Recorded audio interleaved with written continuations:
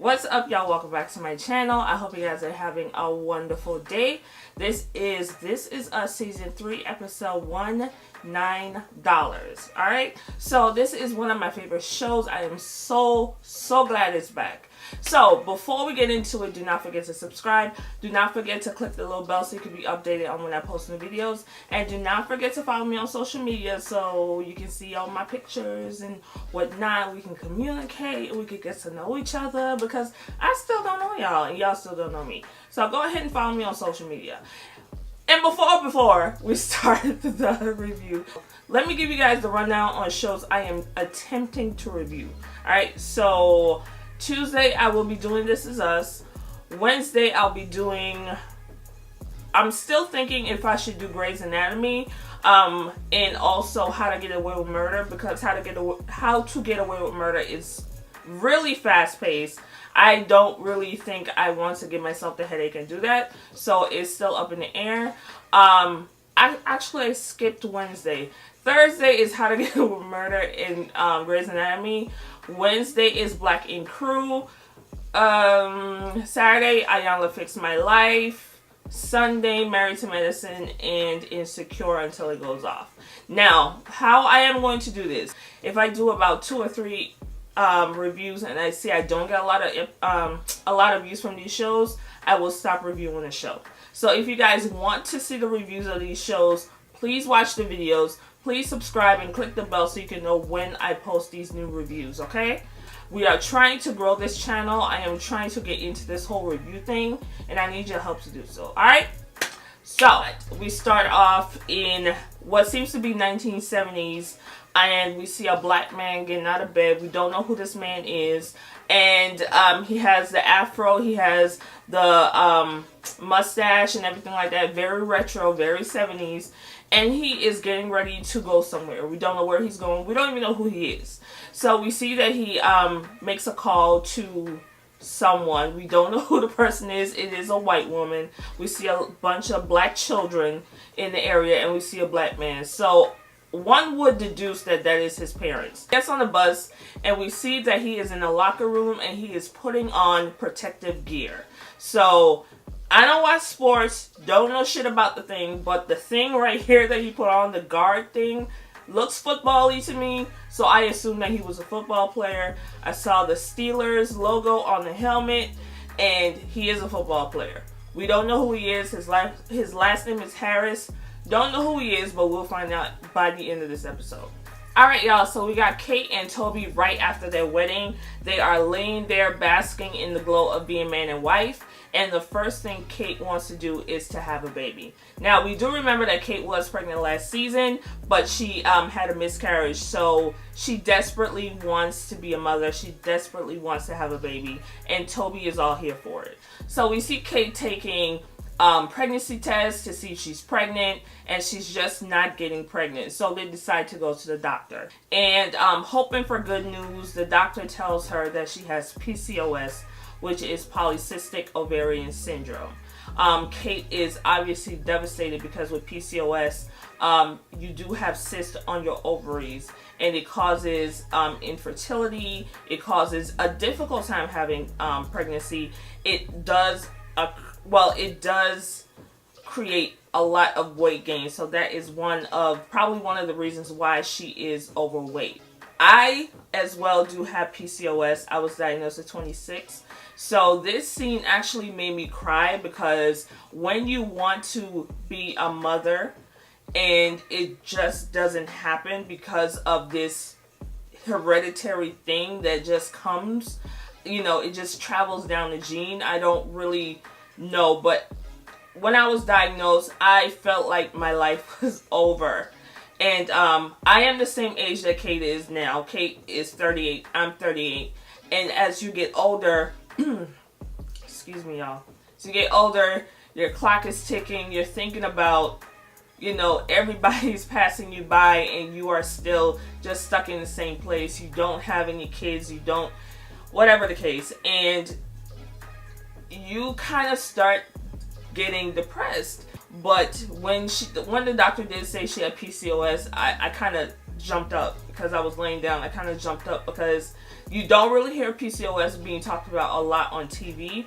So it happens to so many people, and there's so many women that are not parents or infertile, or they can't keep a baby because of this issue. And it really touched me that she was diagnosed, because I know that feeling when they tell you that you may not be able to have any children, and you know, so anyways, so the doctor also wanted to, sorry guys, the doctor also wanted to check Toby to see if he is okay. So Toby went and got his sperm checked, and it turns out that he has low motility because he is on antidepressants. We do know that Toby suffers from depression. So he is on antidepressants, and the only way for his sperm count to get stronger, he would have to come off of the antidepressants. And that is not going to be good for their marriage. I don't know how that is going to turn out, but I don't see that turn out really well. So they go to another doctor to try to get IVF done. And the doctor's looking over her notes and everything like that. And the doctor told her that she cannot consciously work on Kate with IVF because there's a 90% chance that it doesn't work. And she just can get sick, or things can happen to her unexpectedly because Kate is obese. So she feels she cannot work with her. She has spoken to her partners. She doesn't think that they can do it because it is a liability. So Kate is obviously crushed by the subject. It's a crushing thing for her. In IVF, I know somebody very close to me that was trying IVF, and it did not go in their favor, as far as they developed a sickness that was very unexpected, and they could not be, they're not able as of right now to finish the process because of that issue. So IVF is dangerous as well. But she is depressed. Toby looks like his depression is setting in. He does not look happy. Kate has a way of being self-centered. She doesn't think about other people. This is the thing I don't like about her. She is always complaining about her, but never thinks of anyone else. And in this situation, she does not seem like she doesn't really care how Toby's feeling, if Toby cares, what Toby thinks. She is dead set on what she's going to do. They left. She was very hurt, and she left to go to her birthday party. So she gets to her birthday party. All her friends are there. Toby just looks depressed, but she's not paying attention to Toby because that's how Kate is. And her friends give her a birthday cake. She blew out candles, and she told them that her wish was to have a baby. So they go home from the party, really not speaking, and then the doctor calls her back and calls her into the office and tells her that she did not like how they left the situation earlier that morning, and she is willing to help Kate and Toby get pregnant. So they are going to do the IVF. Now Kate is excited about it. They get home. She's very excited. But Toby is not, because Toby will have to stop taking his antidepressant medication, which regulates his moods and everything like that. So Toby goes into the bathroom, takes his antidepressant medicine, and flushes it down the toilet. And he does not tell his wife that he stopped taking them. Alright, so let's go ahead with Kevin and Beth's cousin sister. What's her name? Zoe? Lola? Beth's cousin sister. Alright, so we see that Beth's cousin sister, I don't know that child's name. Let's call her Zoe. I don't remember her name. But her and Kevin met at Toby and Kate's wedding. I'm surprised they hadn't met before, especially because, you know, his brother is married to her cousin sister. So I don't really know why they never met before, but they started talking at the wedding, and they just carried on a solid torrid love affair no one knows about, and they are all into each other. She is staying at Randall and Beth's house she's working on a documentary, and it is their birthday, so they are having their birthday party. And Kevin is coming over. And once she found out that Kevin is coming over, she calls him and tells him don't come, because she knows once they're around each other, Beth will figure out that they are fucking. So you can tell that he's really into her, and she seems really into him, but they want to keep it a secret because their siblings are married, and it's just awkward as hell. Beth figured the shit out. Beth figured out that they were knocking the boots. I ain't heard that in a minute. But Beth figured out they were knocking the boots. So she told Randall about it. Randall said that there's no proof that they're doing it. He does not think they're doing it. But Beth's sisters know. Okay, we know when people are doing what they're doing. So Beth does know. So she told him that she would not approach them about the subject. She would just, on Oprah, I don't know how she could swear on Oprah, but she swore on Oprah that she will not broach the subject. But we do know that Beth broached the subject. Alright, so Kevin arrives at Randall's house, and the cousin sister comes down and meets him, and they are just awkward. She is very awkward, and Beth is listening and trying to hear them say something nasty to each other, but they don't. So Beth comes out and says, y'all are fucking. She didn't say fucking, but you know. She said, y'all are having sex. And they are kind of like, how in the hell does she know? So Beth and her cousin sister are in the room arguing while Kevin is sitting down with the girls. And he's telling them that, you know, he really likes her and he wants to take her to his movie premiere. So, and Beth did say this, Kevin talks to the kids as if they are human beings. They're not children. He talks to them like they are not adults, but he doesn't hide stuff from them. He talks to them like they're his friends. Kevin is out on the back, I guess in the backyard, and Beth comes to talk to him. And he's trying to talk to her, but she's telling him, no, let me talk. And she told him that, you know, I love you. You are a good man. You talk to my kids like they're humans. Even though you look like how you look and people should hate you, but people just love you. And I need to tell you that dating her is wrong, and she will hurt you. She will crush you. She's had a lot of issues from her past, and she just uses men and spits them out. So I am letting you know right now, do not go through with this. Now, we don't know what's going on with the sister cousin. The girl got some shit with her.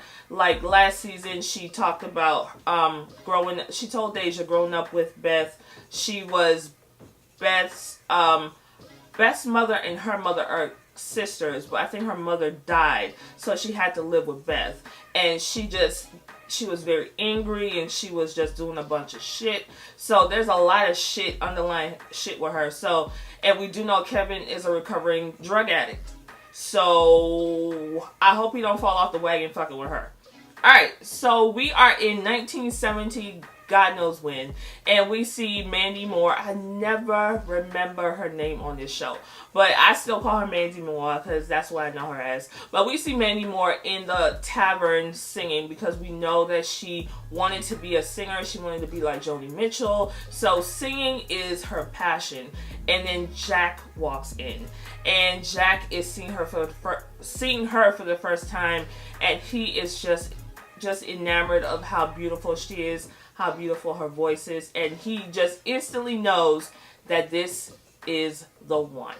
Alright? So, they end up meeting, they sat down and started talking, and she kind of took the conversation over, and she asked him, did he want to get out of there? You know, go somewhere quiet to talk. They end up going to a carnival. Now, before they get to the carnival, she went and got her jacket, and Jack ran outside, and one of his friends was out there, and Jack only had $4 to his name. So he asked his friend for how much money does he have, and he said $5.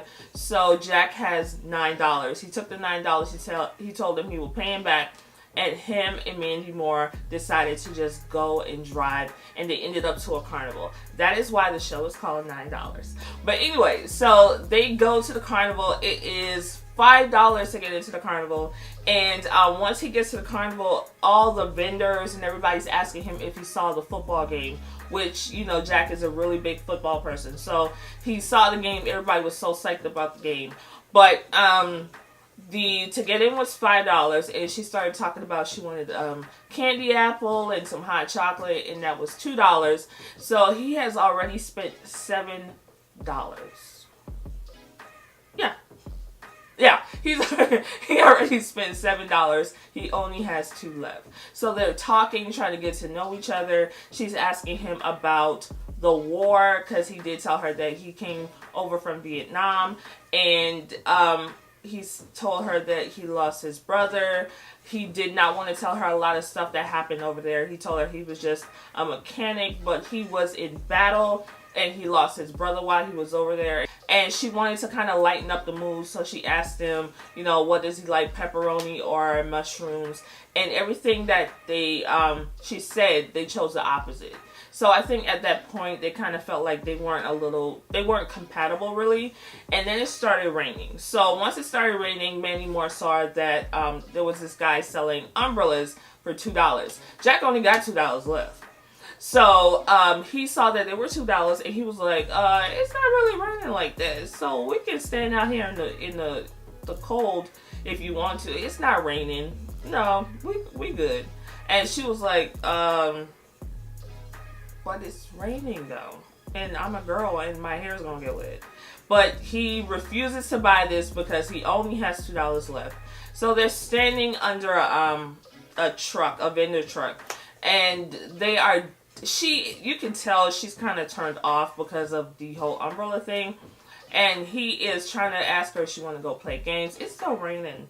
And she just said, no, I want to go home. Alright, so we come back to Randall and Beth, and they finding Deja while she was busting the car windows open with a bat. And this was at Kate and Toby's wedding last season. We saw that this demon child was destroying property. She pisses me off sometimes, but Deja just has a lot of frustration. She has a lot of anger. Deja is a classic foster child. She is just doesn't know where she belongs, doesn't feel like she's wanted by her family. Deja is just angry. So they take Deja to therapy. Deja does not seem to want to participate in therapy. We do have a scene where Deja's mom is giving her rights up as so Deja is part of the foster care system. She is just giving up her rights, and she said that the father is not interested. He doesn't care. And Deja was sitting right there. Deja is feeling more and more rejected. Randall tries to console her. Deja don't want to be touched. So we see Randall waking up for his birthday. Like I said, it's their birthdays today. So he's waking up. He's seeing notes from his kids and everything like that. He goes downstairs and he sees that, Beth is making him breakfast. The kids are making signs and they have balloons getting ready for the birthday party. Him and Beth decided that today was the day that he talked to Deja. So he takes Deja on a ride and they go to a building. And this is the building that they bought. This was William's old residence where Randall bought after William died, his biological father. I love William. But, so he brought her to the building and he basically told her his origin story. He told her that, he came to this house a year ago to meet his biological father, not knowing what would happen. And he came into his life, and just as quick as he came into his life, the quick he left because, William passed away.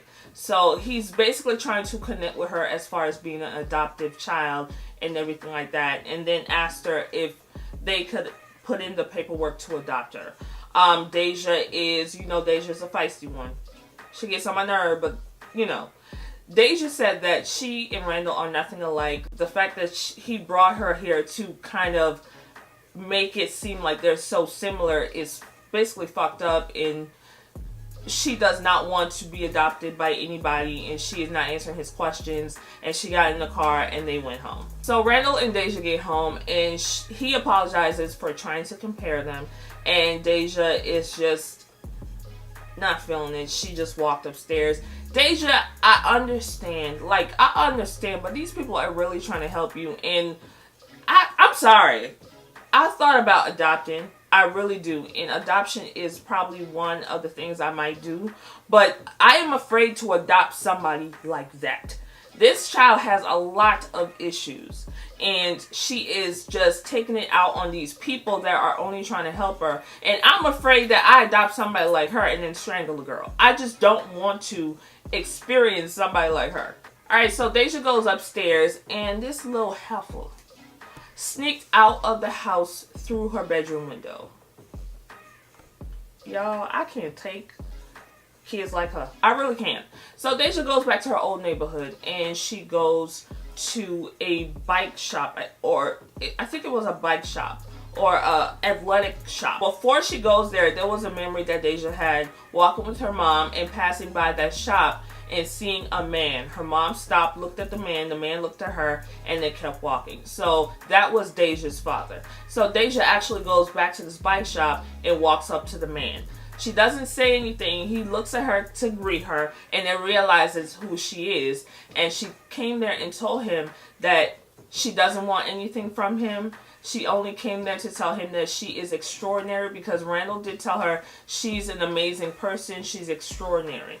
So she came there and told him that she's extraordinary, and there's a family that wants to be there for her and take care of her, love her, and figure out stupid ways to bring up conversations about issues that they have. And she just wants to let him know that he missed out on everything, him and her mom. So she said she wants one thing before she leaves, and that's the only thing she asked for.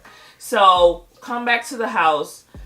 Randall and Beth, they're getting ready for the party, and Deja walks in the door. And Randall is pretty upset because Deja sneaked out the house. No one knew. And Deja said that she had to go get something in her old neighborhood. And she pulls out a box, and it was a birthday gift for Randall, which was so touching. And it was wrapped in everything too. That was so sweet. So they're at the dinner table. They're having birthday things, and Randall's about to unwrap his gifts, and he unwraps the gift from Deja, and it is a pair of Nike. Is it Nike? I think it was Nike. Nike tennis shoes. Shout out to Nike.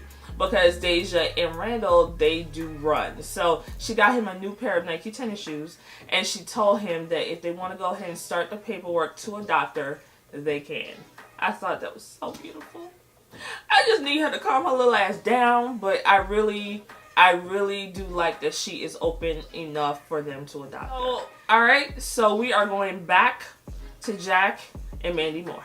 Alright, so Jack is taking Mandy Moore to her house, and they're very silent in the car. Mandy Moore is probably turned off by this man, and Jack is just so ashamed to tell him, well, Jack is so ashamed to tell her that he is broke. And he parks the car, and she was about to leave, and he told her that he couldn't buy her the umbrella because he only had $2 left, and he didn't know if she wanted to play any games, so he didn't want to spend the $2. And he said, because we're at a carnival, I wanted to make sure that you played a game. I didn't want to bring you there and then we couldn't play anything. That is why I couldn't buy the umbrella. He said that after he got back from Vietnam, it's been very hard for him. He can't find a job. He has no money. And things are just pretty hard for him right now. And this is what happened to a lot of vets that came home from the war. And this is why the veteran issue in this country is the way it is. Because a lot of these vets came home, couldn't find jobs. They had mental issues. They had PTSD. They had all these things. And they can't get any help. They can't get any jobs. And this is why you see a lot of homeless vets to this day. So Jack is just telling her that he's been having a hard time, and she appreciates that he is honest with her, and she goes in and gives him a kiss. And she told him that her friends told her, if you really like the guy, if the date went really well, you leave something behind so he has a reason to come back to see you. So she gets out the car, she walks away, and he looks down, and she left her jacket in the car. So he goes home. He's living with his father. You know, his father was a alcoholic as well. We do know Jack is an alcoholic. So his father's an alcoholic as well. He wanted the car, and Jack is just sitting there smiling from ear to ear. So we go back to the football game. The football game is on TV. This was a big football game, and the black guy that we saw in the beginning of the episode, he is the football player who took, I guess, the ball and ran it to where it's supposed to go and made the tackle, touchdown, or whomever, whatever football term. He won the game. And he was the hero. He came home and his family was so happy, and he looks like he was just not one of the bigger players, and maybe this catapulted him to be a bigger player. I don't really know, but it looks like he was not really a big player, but he made the winning goal. We see older Randall. And we saw this last season. We saw older Randall and older Tess. And we still don't know what's going on with that. So Randall and Tess are going to go see someone. And Tess is kind of reluctant to go. I thought it was Deja in prison. Because the girl looked like she ended up in prison to me. But Deja does not want to go. But, you know, Randall said she would want you there. And Deja decides to go to the restroom. So Randall gets out his phone and he calls older Toby. Toby's in the bed, and Randall asked him if he was coming down, and Toby did not want to, and Randall said she would like to see you there. And you pan over, and Toby is in the bed alone on a side of the bed that is made up, so Toby lives by himself. So we don't know if him and Kate got divorced. What happened with that, we really don't know. I really don't know. I don't know. I don't know if Kate... I don't know what happened, but we'll see. But, so Jack decides to go back to Mandy Moore's house to give her her jacket, to see her again. And he goes there and he sees her at the door kissing some random man. So Jack, feeling the way he is, feeling dejected, feeling like, damn, this bitch. He drove off. So that was the end of This Is Us. This was a lot. This was a lot for real. But this is the end of This Is Us. Let me know what you thought about the episode. Was it all you expected for the first episode back? Let me know down below. Do not forget to subscribe. Do not forget to click the thumbs up. And I will talk to you guys in my next video. Bye.